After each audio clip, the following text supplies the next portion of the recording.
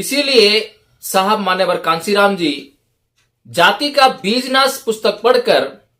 सत्ता की तरफ बढ़े। बीजेपी का मकसद उदित राज को संसद में पहुंचाना नहीं था, बल्कि उदित राज के पास जो समाज था उसका दोहन पार्टी है, बीजेपी है, कांग्रेस है या अन्य कोई भी पार्टी है, वह इस बात को पहले तय कर लेती है कि जिस आदमी को, जिस बहुजन समाज के आदमी को हमें आरक्षण के तहत टिकट देना पड़ रहा है, वह हमारी विचारधारा यानी मनुवाद को समर्थन करता है या नहीं करता। कांसीराम जी ने इस पुस्तक के माध्यम से लोगों को यह समझाने का प्रयास किया कि आप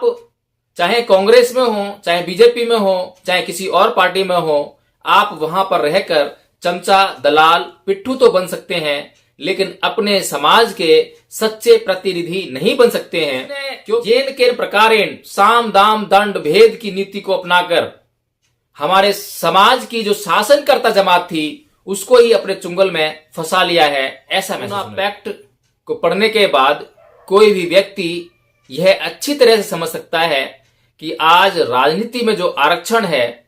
वह बहुजन समाज के लिए घातक सिद्ध हो रहा है।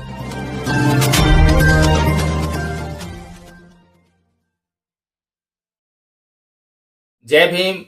नमो बुद्ध। साथियों हम आज बात करेंगे मान्यवर साहब कांसीराम जी के बारे में, जिनका कि आज परिनिर्वाण दिवस है। साथियों हम बात करेंगे कि इस महान पुरुष की बहुजन समाज के लिए क्या महत्वपूर्ण भूमिका थी। ऐसे तो हम साहब मान्यवर कांसीराम जी के बारे में अक्सर बातें करते रहते हैं, चर्चा करते रहते हैं, उनके त्याग, समर्पण, उनके बलिदान और उन कठिन परिस्थितियों का भी जिक्र करते रहते हैं जिनमें रहकर उन्होंने बहुजन समाज के लिए वह महती कार्य किया जिसका सपना आज बहुजन समाज देख रहा है। लेकिन साथियों मैं आज चर्चा करूंगा कुछ उन बातों पर, कुछ उन महत्वपूर्ण बातों पर जिन पर शायद ही आज तक किसी ने चर्चा की हो, किसी ने विचार विमर्श किया हो। साथियों मैं चर्चा की शुरुआत करना चाहता हूं कि साहब कांसीराम जी कैसे बने। हम जब उनके बारे में सुनते हैं और पढ़ते हैं तो हमें पता चलता है कि साहब कांसीराम जी का संपर्क दीना भाना नाम के एक व्यक्ति से हुआ जो कि वाल्मीकि समाज से था और जिसने परम पूज्य बाबा डॉक्टर भीमराव अम्बेडकर की जयंती को मनाने के लिए एक संघर्ष शुरू किया और उस संघर्ष को शुरू करने के बाद वह संघर्ष साहब मान्यवर कांसीराम जी के संघर्ष में परिणत हो गया। तो साथियों मैं ऐतिहासिक तथ्यों की डिटेल में नहीं जाऊंगा क्योंकि मुझे कुछ और विशेष चर्चा करनी है। मुझे चर्चा करनी है कि दीना भाना ने उस दिन साहब को जो पुस्तक दी वह थी द एनालिसिस ऑफ कास्ट, यानी कि जाति का बीजनाश। लोग कहते हैं कि यही एकमात्र किताब ऐसी थी जिसको साहब ने पढ़ा, लेकिन साथियों मैं ये कतई मानने को तैयार नहीं। सबसे पहले यही एक किताब पढ़ी, इस बात को मैं मानने के लिए सदैव तैयार हूं। लेकिन साथियों जाति का बीजनाश, उसको अगर हम देखें तो साहब मान्यवर कांसीराम जी का जो जीवन लक्ष्य है वो जाति का बीजनाश यानी कि जाति को समाप्त करने की तरफ बढ़ना चाहिए था। लेकिन साथियों साहब का जो जीवन है वो राजनीतिक सत्ता के लिए बढ़ गया। अब राजनीतिक सत्ता के लिए क्यों बढ़ गया इस पर चर्चा करना आवश्यक है, क्योंकि साहब मान्यवर कांसीराम जी ने परम पूज्य बाबा साहब डॉक्टर भीमराव अम्बेडकर की वह बात जरूर पढ़ी होगी कि जिसमें बाबा साहेब ने यह कहा कि जाओ अपने घरों की दीवारों पर लिख दो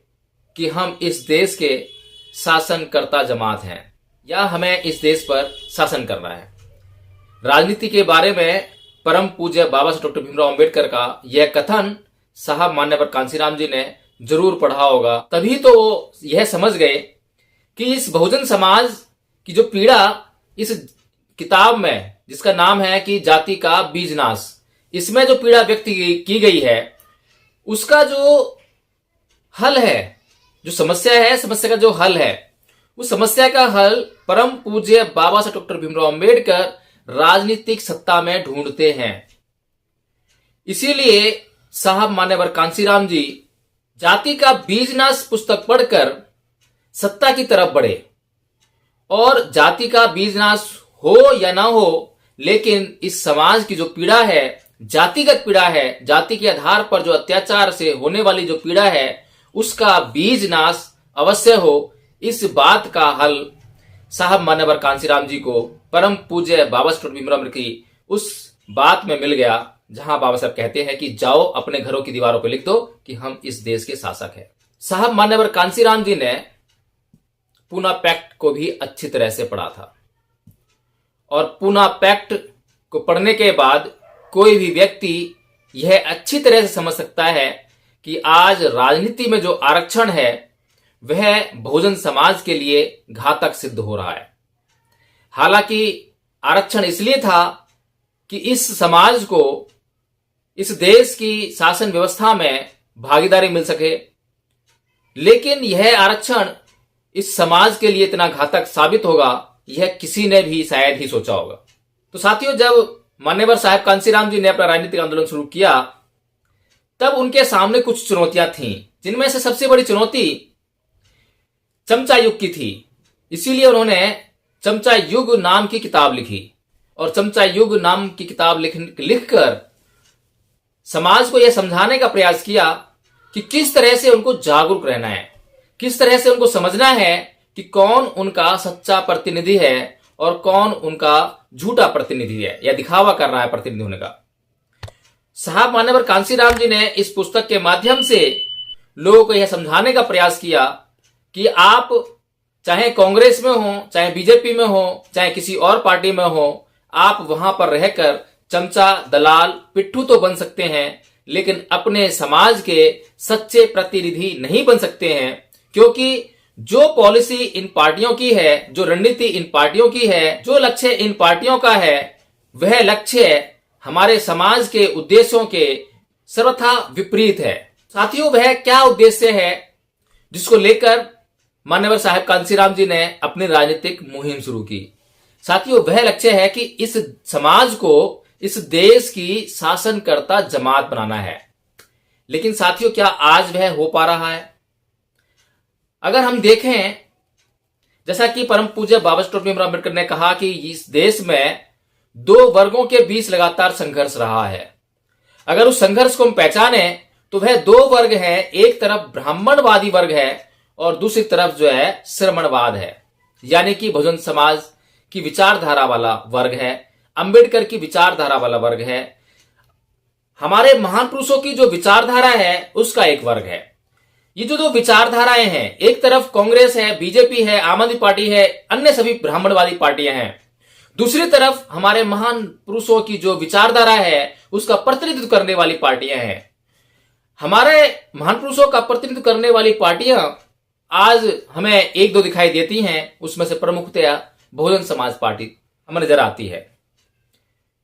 जिसके संस्थापक साहब मान्यवर कांसीराम जी थे। उन्होंने इस पार्टी की स्थापना इस उद्देश्य को सामने रखकर की थी कि मुझे अपने समाज को शासनकर्ता जमात बनाना है।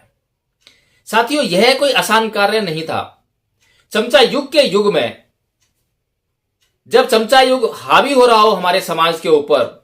और हमारे समाज के बीच में जाकर उसके वोट को बांटने का काम कर रहा हो, उस समय इस समाज को शासनकर्ता जमात बनाने का सपना देखना वास्तव में गुनाह से कम नहीं था। लेकिन साथियों, साहब मान्यवर कांसीराम जी इस समाज को बहुत दूर तक लेकर चले गए और शासन सत्ता में इसकी भागीदारी भी बहुत ही अच्छी तरीके से, गौरवान्वित तरीके से सुनिश्चित की। 5-5 बार उत्तर प्रदेश जैसे बड़े राज्य का मुख्यमंत्री इस समाज को बनाया। साथियों, ये कोई कम बड़ी बात नहीं थी। अगर हमारा समाज एमएलए एमपी बनने का ख्वाब देखता था तो उसे कांग्रेस, बीजेपी या जो आम आदमी पार्टी जैसी पार्टियों को ज्वाइन करना पड़ता था। उनके पास कोई चारा ऐसा लगता था कि दिखाई ही नहीं देता था। साथियों, आज क्या हम वो जो सपना साहब कांसीराम जी ने देखा, वो जो सपना परम पूज्य बाबा साहब भीमराव अम्बेडकर ने देखा, क्या आज हम वो सपना पूरा करने की तरफ बढ़ रहे हैं? साथियों, मुझे लगता है कि हम उस सपने से अब दूर होते आ रहे हैं, क्योंकि हमने अपने दुश्मन और दोस्त में फर्क करना बंद कर दिया है। अगर हम अपने दुश्मन की बात करें तो वह बड़ा सचेत है, वह बड़ा जानकार है। उसने येन केन प्रकारेण साम दाम दंड भेद की नीति को अपनाकर हमारे समाज की जो शासनकर्ता जमात थी उसको ही अपने चुंगल में फंसा लिया है, ऐसा महसूस होने लगा है। साथियों, एक तरफ हमारा दुश्मन है जो अपनी पार्टी से जब किसी को टिकट देता है, चाहे उसको रिजर्वेशन के माध्यम से समाज के किसी व्यक्ति को टिकट देने की बात हो, तब भी वह हमारे समाज के उस व्यक्ति को चुनता है जो उस पार्टी की विचारधारा यानी कि ब्राह्मणवादी मनुवादी विचारधारा का समर्थन करता हो, उसको मानने वाला हो। जितना बड़ा वह गुलाम उस मनुवादी व्यवस्था का होगा हमारा आदमी, उतनी ही जल्दी उसको टिकट मिलेगा। इस बात को अच्छी तरह से सुनिश्चित करने के बाद ये जो पार्टियां हैं, आम आदमी पार्टी है, बीजेपी है, कांग्रेस है या अन्य कोई भी पार्टी है, वह इस बात को पहले तय कर लेती है कि जिस आदमी को, जिस बहुजन समाज के आदमी को हमें आरक्षण के तहत टिकट देना पड़ रहा है, वह हमारी विचारधारा यानी मनुवाद को समर्थन करता है या नहीं करता है। अगर वह मनुवाद को समर्थन करने वाला नहीं है, अगर वह अम्बेडकरवादी है, अगर वह मान्यवर साहब कांसीराम जी के विचारों पर चलने वाला व्यक्ति है, उसको ये पार्टियां कभी भी टिकट देकर संसद में या विधानसभा में भेजने का कार्य नहीं करती हैं। हमने लेकिन पीछे देखा है कि उदित राज जैसे व्यक्ति को भी बीजेपी ने टिकट दिया, लेकिन हमें यह समझना चाहिए कि उसके पीछे बीजेपी का कितना बड़ा मकसद था। बीजेपी का मकसद उदित राज को संसद में पहुंचाना नहीं था, बल्कि उदित राज के पास जो समाज था उसका दोहन करना था। हमारे समाज के एक अच्छे खासे हिस्से ने यह समझ लिया कि उदित राज जो कह रहा है वह ठीक है, उदित राज की जो मुहिम है वह ठीक है, और उदित राज नाम का ये जो व्यक्ति है ये वास्तव में अंबेडकर फूले की जो विचारधारा है उसको आगे बढ़ाने वाला व्यक्ति है। ये साहेब मान्यवर कांसीराम जी की जो राजनीतिक मुहिम है उसको आगे बढ़ाएगा। इस बात को सोचकर समझकर हमारे समाज के एक अच्छे खासे हिस्से ने इस व्यक्ति का साथ दिया, और इस व्यक्ति ने जब उसकी बीजेपी से बात हुई तो अपनी जो इसकी पार्टी थी, राजनीतिक पार्टी इंडियन जस्टिस पार्टी थी, इसका जो छात्र संगठन था, इसका जो सामाजिक संगठन था, ये इन सब को उसने बीजेपी में शामिल कर दिया। अपना अस्तित्व खत्म करके जब बीजेपी से एक लोकसभा का टिकट लेकर आया, और साथियों हमने देखा कि एक कार्यकाल को पूरा होने के बाद पुनः उसको टिकट नहीं दिया। तो साथियों, मेरा कहने का आशय यह है कि जहां एक तरफ हमारा दुश्मन बहुत सचेत है, बहुत जागरूक है, और वह किसी भी व्यक्ति को जब तक टिकट नहीं देता है, जब तक कि वह यह निश्चित न कर ले कि वह उसकी विचारधारा से संबद्ध व्यक्ति है, उसकी विचारधारा में विश्वास करने वाला व्यक्ति है। वहीं दूसरी तरफ जब साहब मान्यवर कांसीराम जी ने अपनी मुहिम चलाई तो उनको यह अच्छी तरह से पता था कि किस तरह से ये जो ब्राह्मणवादी पार्टियां हैं हमारे समाज का वोट बैंक को लूटकर उसका जूता उसी के सर पर मारने का काम करती हैं। इस बात को सुनिश्चित करते हुए और इस बात को ध्यान रखते हुए बहुजन समाज पार्टी का निर्माण साहेब मान्यवर कांसीराम जी ने किया, और अपनी पार्टी का जब उन्होंने प्रचार प्रसार किया तो उसमें उस ब्राह्मणवादी तत्व को बिल्कुल एक साइड में कर दिया, उसको अपनी पार्टी में आने तक से मना कर दिया कि मेरी पार्टी या मेरी पार्टी की मीटिंग्स में आने की भी जरूरत नहीं है। यानी कि साहब मान्यवर कांसीराम जी ने जो मुहिम चलाई उसमें सिर्फ और सिर्फ अपने समाज को, बहुजन समाज को उसमें शामिल किया, और जो समाज का हिस्सा जो शामिल नहीं था, जो जानकार नहीं था, जागरूक नहीं था, उसको जगाने का काम मान्यवर साहब कांसीराम जी ने किया। तो साथियों, आज अगर हम देखें तो आज हमारी कोई सी भी पार्टी इस हैसियत में नहीं है कि वह उस तरह से काम कर सके जिस तरह से हमारा दुश्मन काम कर रहा है। साथियों, सच्चाई और ईमानदारी की बात तो यह है कि अगर हमारा दुश्मन हमारे विपरीत काम करता है और वह हमारे किसी भी व्यक्ति को जब तक टिकट नहीं देता है, जब तक कि वह उसकी विचारधारा का व्यक्ति ना हो, और अगर उसको टिकट देता है तो वह उसके पास देखता है कि उसके पास उसके लिए क्या है, तब उसको टिकट देता है। आम आदमी पार्टी भी इसका एक बड़ा उदाहरण है। 12 जो विधायक हैं उनमें से सिर्फ एक व्यक्ति को टिकट दिया है, और उसके पीछे क्या मकसद है वो हम सब लोग देख ही रहे हैं कि बहुजन समाज का जो अम्बेडकरवाद है, बहुजन समाज के भीतर जो बुद्धवाद है, उसका दोहन करने की पूरी पूरी साजिश है। एक व्यक्ति के माध्यम से पूरे समाज को गुमराह करके अपनी तरफ लाने का एक षड्यंत्र है। अगर इन लोगों में ईमानदारी होती या इस बहुजन समाज के प्रति कोई चिंता होती तो वह केवल एक अम्बेडकरवादी, एक अम्बेडकर के मिशन मूवमेंट को जानने वाले व्यक्ति को टिकट देकर उसको विधानसभा भेजने का काम नहीं करते, बल्कि वो 12 के 12 व्यक्तियों को चुनते वक्त ये देखते कि ये बहुजन समाज के सच्चे प्रतिनिधि हैं या नहीं है, ये बहुजन समाज का कल्याण करने वाले लोग हैं या नहीं है साथियों। लेकिन वो लोग ये नहीं सोचेंगे कि वो जो हमारे बीच में से जो उनको आरक्षण के माध्यम से प्रतिनिधि चाहिए वो हमारा कल्याण करने वाले हैं या नहीं है, बल्कि वो ये सोचेंगे कि उनकी पद लोलुपता, कि उनकी चापलूसी ये लोग कर सकते हैं कि नहीं कर सकते, उनकी चाटुकारिता ये कर सकते हैं नहीं कर सकते। इसीलिए साथियों यहाँ पे यह बहुत जरूरी हो जाता है कि हम लोग अपनी पार्टी के ऊपर कॉन्सेंट्रेट करें और अपनी पार्टी की जो विचारधारा है उसको मजबूत करने का कार्य करें। अगर आज कहीं पर भी हमें ये दिखाई देता है कि हमारी जो पार्टी है उसका जो नेतृत्व है अगर कहीं भटकाव में है, बहुत से लोग कंप्लेंट्स करते हैं, तो अगर कहीं हमें दिखाई देता है कि हमारा नेतृत्व भटकाव में है तो हमें उस नेतृत्व के भटकाव में आने के बाद हमें भटकने की जरूरत नहीं है। हमें अपना जो नेतृत्व है उसको छोड़कर हम कहीं और देखें। इस बात को करने से फिर हम वही उस व्यक्ति के शोषण के शिकार हो जाएंगे जहां से कि बड़ी मुश्किल से निकल कर आए हैं। साथियों, मेरी भी इच्छा यही है कि आज जो हमारी पार्टी है बहुजन समाज पार्टी, मेरी बड़ी दिली तमन्ना है कि वह भी यह निश्चित करे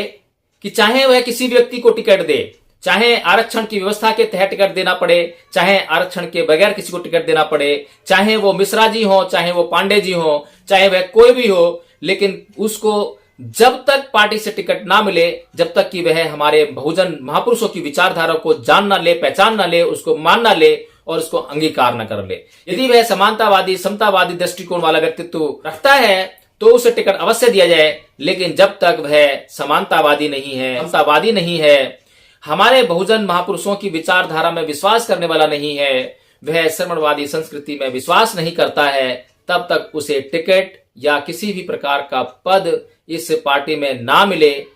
ऐसी मेरी इच्छा है। और मैं ये समझता हूं कि कांसीराम जी जिन्होंने अपने पूरी जिंदगी इस पार्टी के लिए लगा दी, इस बहुजन समाज के मिशन मूवमेंट के लिए लगा दी, उनके लिए यह सबसे बड़ी आदरांजलि होगी कि उनकी पार्टी, उनका समाज बिल्कुल अपने सच्चे प्रतिनिधित्व को प्राप्त करे, सच्चे प्रतिनिधियों को प्राप्त करे और अपना कल्याण करने में सक्षम हो सके। साथियों, इसी साथ मैं अपनी बात समाप्त करता हूं। जय भीम, नमो बुद्धाय। साथियों, मेरा चैनल, आपका चैनल, समाज का चैनल, देश का चैनल NV News 24/7 को आप लाइक करें, सब्सक्राइब करें और ज्यादा से ज्यादा इसकी वीडियो को शेयर करें ताकि हर खबर को मैं आप तक आसानी से पहुंचा सकूं। जय भीम।